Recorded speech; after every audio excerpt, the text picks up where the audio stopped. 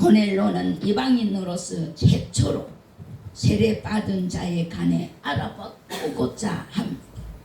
고넬로란 이름의 뜻은 불, 창, 능력이라는 뜻입니다. 로마 혈통의 이태리인으로 시대적 배경은 그리스도의 복음이 사마리아와 팔레스틴 전 지역으로 확산되던 AD 37년에서 46년경의 인물입니다. 당시 황제는 칼리굴라였으며 유대 총독은 마눌루스였습니다.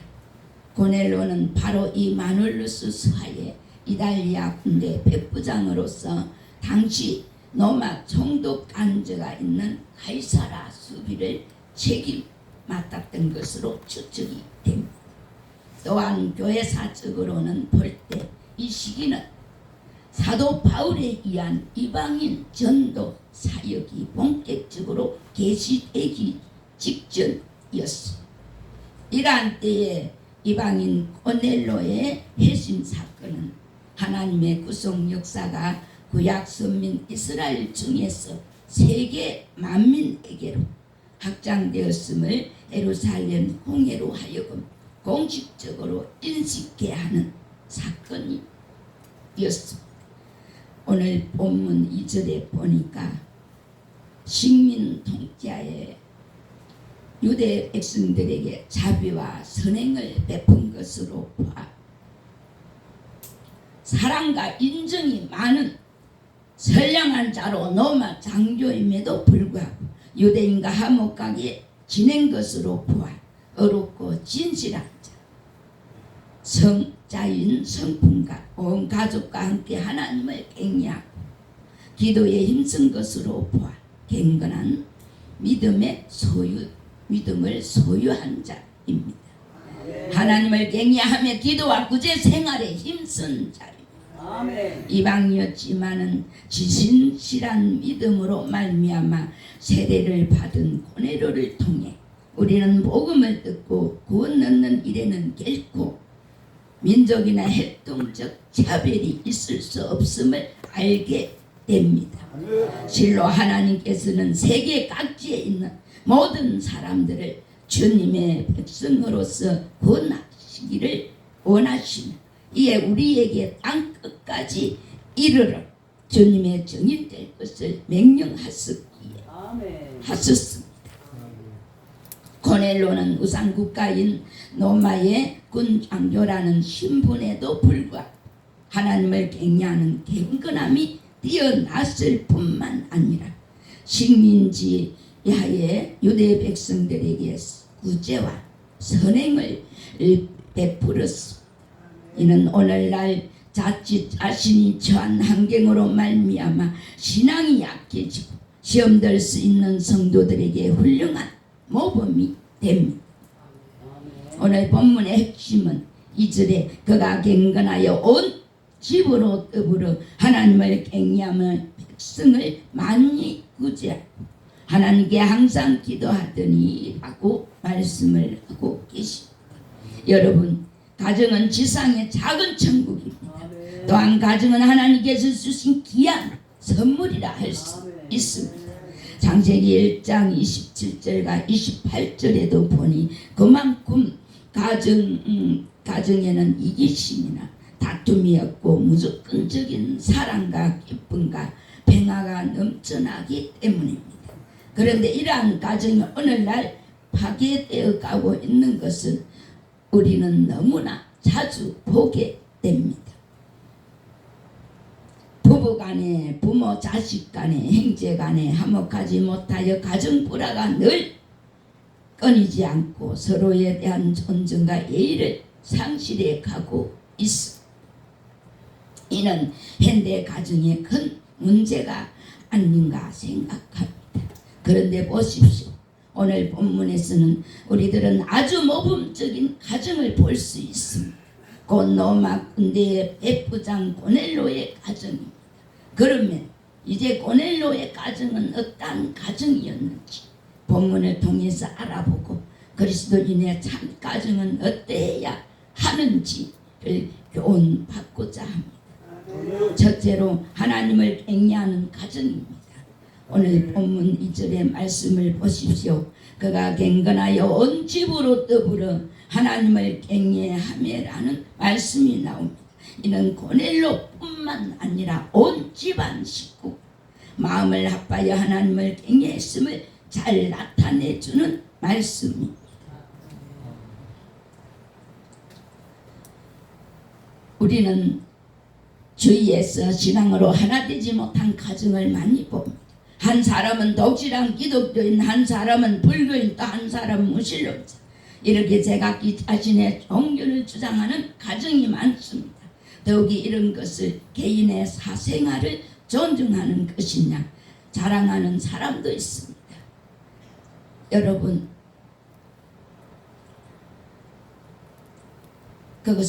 이것은 정말 아닙니다.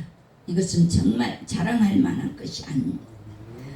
가정은 신앙으로 하나가 되어 온전히 하나님을 갱해야 합니다.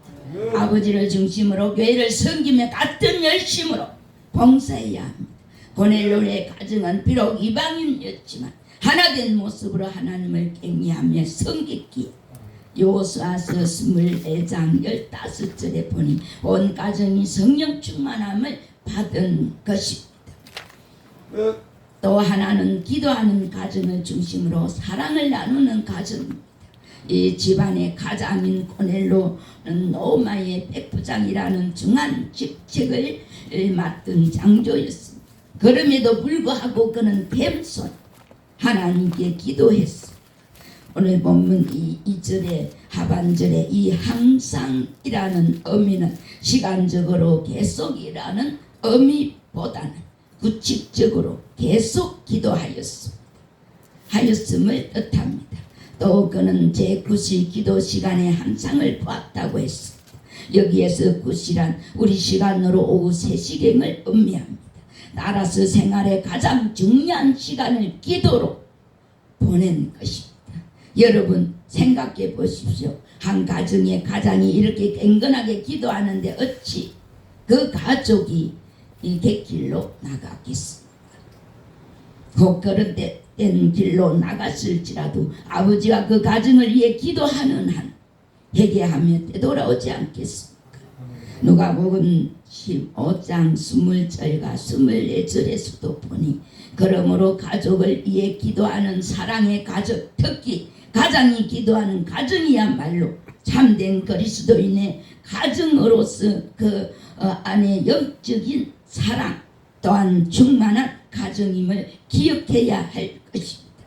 또 하나는 이웃을 구제하는 가정입니다.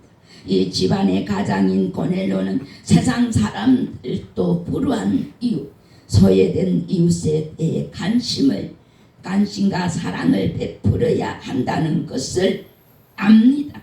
또한 신문에서는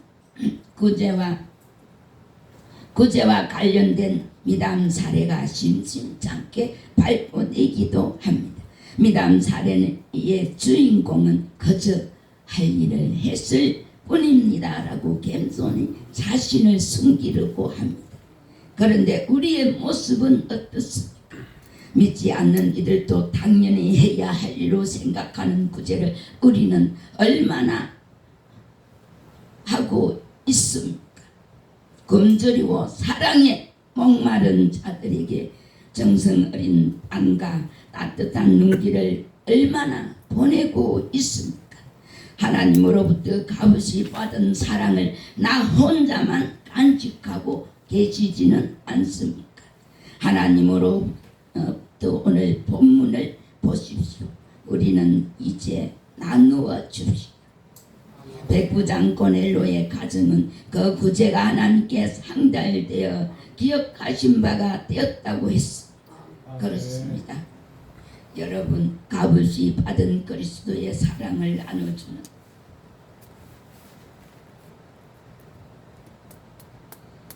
개인과 가정은 하나님께 축복을 받습니다.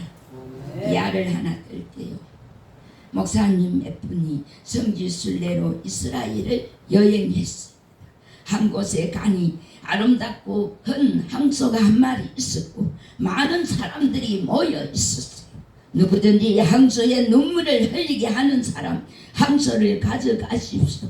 그 항소 앞에는 팻말이 하나 있었고 팻말에는 이런 말이 써 있었어요. 많은 사람이 칼을 들고 입업하고 별짓을 다해도 손은 울지 않았어요.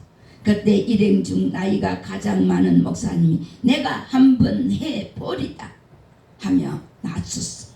그 목사님이 소의 귀에 대고 한참 소곤소곤 이야기하자 항소가 갑자기 눈물을 줄줄 흘리는 것이었어요. 모두가 의아하며 그 목사님께 물었어요. 아니 무슨 말을 했기에 저렇게 슬피 웁니까?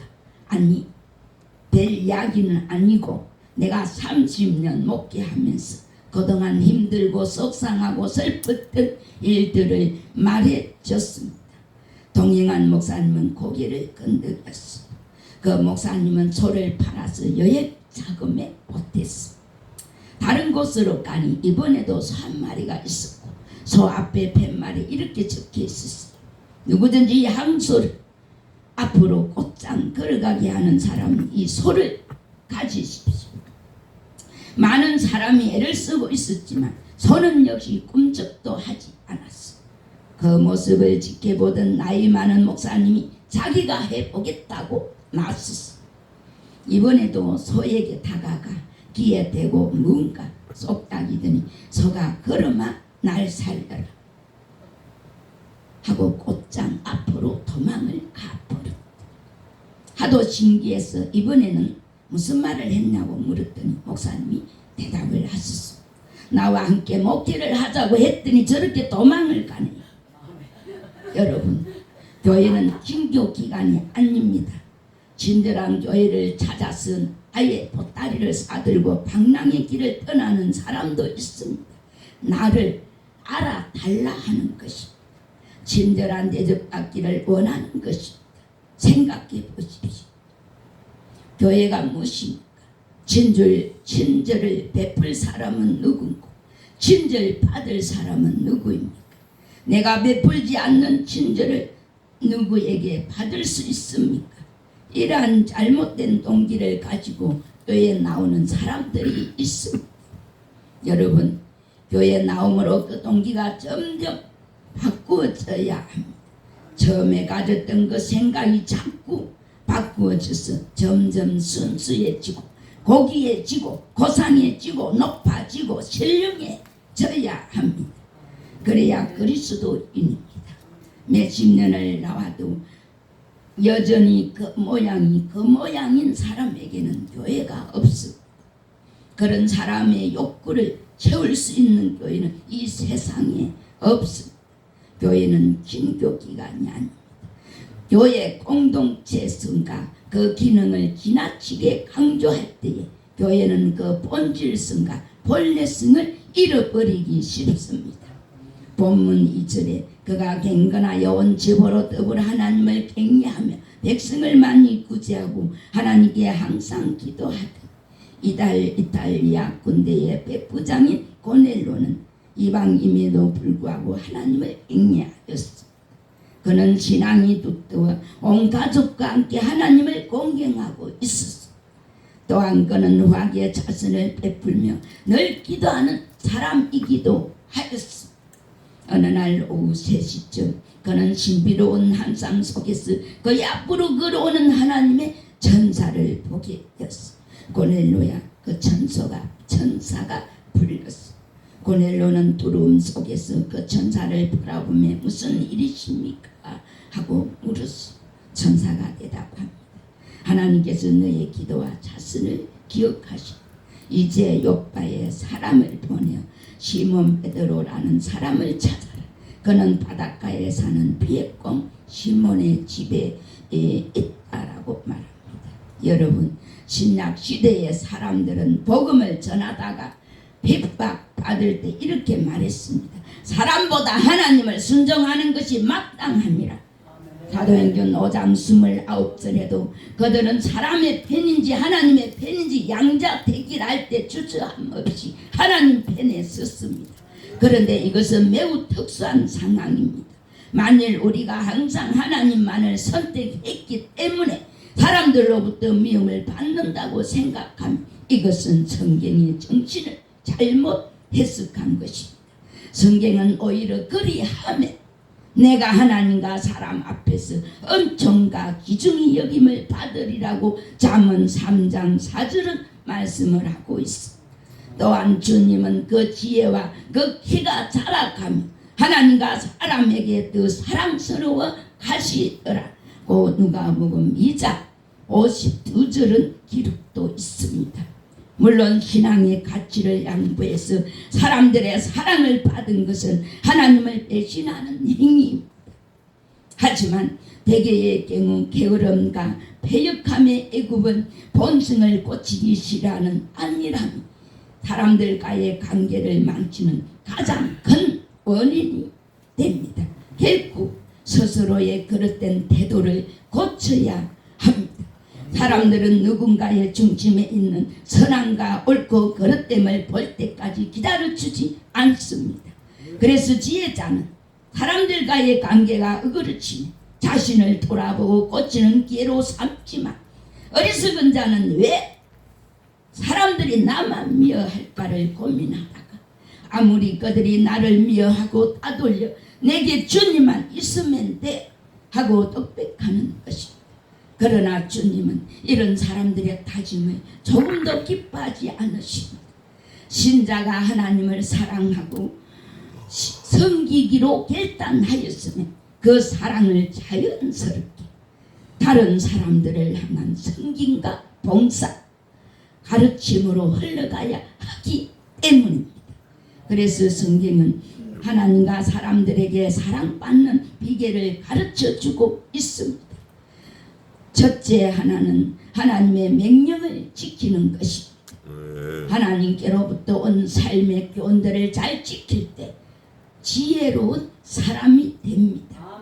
또 하나는 사람의 내면의 문제로서 긍휼히 여기는 인자와 진리에 대한 단호한 충성이 있어야 합니다.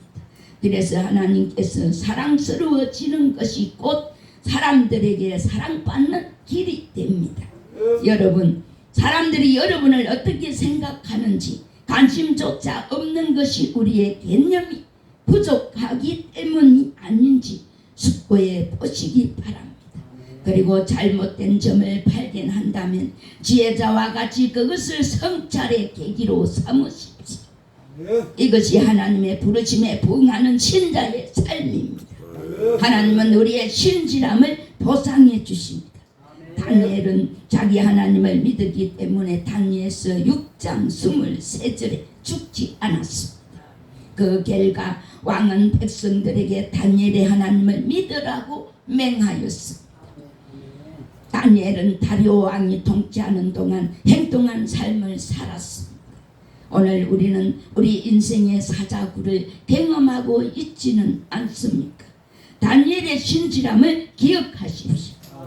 하나님의 신실함을 의지해 다니엘이 가졌던 신실한 믿음을 본받으십시오. 믿음이란 단어 자체 속에 신실함, 충성스러움이란 뜻이 내포되어 있습니다. 믿는 사람의 가장 큰 덕지는 신실함입니다. 관계에 있어서 꾸준한 일관성이 있는 것을 신실함이라고 합니다. 주님께서 주시는 우리의 마지막 칭찬도 착하고 신실한 종아라는 말입니다. 삶의 어려움과 긴장 속에서 우리의 신랄 같은 믿음이 끊어진다 해도 하나님의 신실한 구를 끈 밧줄은 어떤 폭풍우라도 흔들리지 않습니다. 하나님이 자신의 신실함을 의지하도록 하기 위해 우리의 믿음을 시험하십니다. 여러분, 오늘 본문을 보니 첫째로 하나님을 경외하는 것이 최고의 지혜입니다. 모든 지혜가 하나님을 경외하는 삶에서 시작됩니다. 하나님을 경외한다는 것은 사랑과 경외심을 동시에 갖는 것을 의미합니다. 곧 깊은 존경심. 그러므로 하나님을 경외하는 사람은 자연히 하나님을 사랑하고 따르고 섬기고 순종합니다. 이런 신앙에서 인간을 가장 행복하게 하는 지혜가 흘러나온다는 것입니다.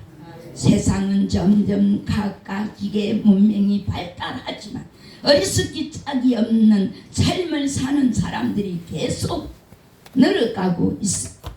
정신이 점점 항폐화되고 마음은 화석처럼 굳어져서 살아있으나 죽은 자처럼 사는 사람들이 많습니다. 행복의 최소 단위인 가정이 무너지고 있습니다. 이유가 무엇입니까? 작은 것을 취하고 큰 것을 놓치기 때문입니다. 사소한 것에 목숨을 걸고 살면서 중요한 것에는 관심이 없기 때문입니다. 하나님이 없습니다. 하나님을 두려워하고 사랑하고 순종하는 절대 신앙과 기준이 무너지고 있기 때문입니다. 모든 것을 얻어도 이 절대 신앙이 없다면 아무런 의미가 없습니다. 그래서 하나님을 경외하는 것이 최고의 지혜를 얻은 자인 것입니다. 또 하나는 피할 것과 쫓아가야 할 것을 아는 지혜입니다. 지혜자 솔로몬은 사랑하는 아들에게 세상에서 악한 자의 유혹을 피하라고 말합니다. 세상에서 지혜롭게 살려면 쫓아야 할 것과 피해야 할 것에 대한 선명한 기준을 가져야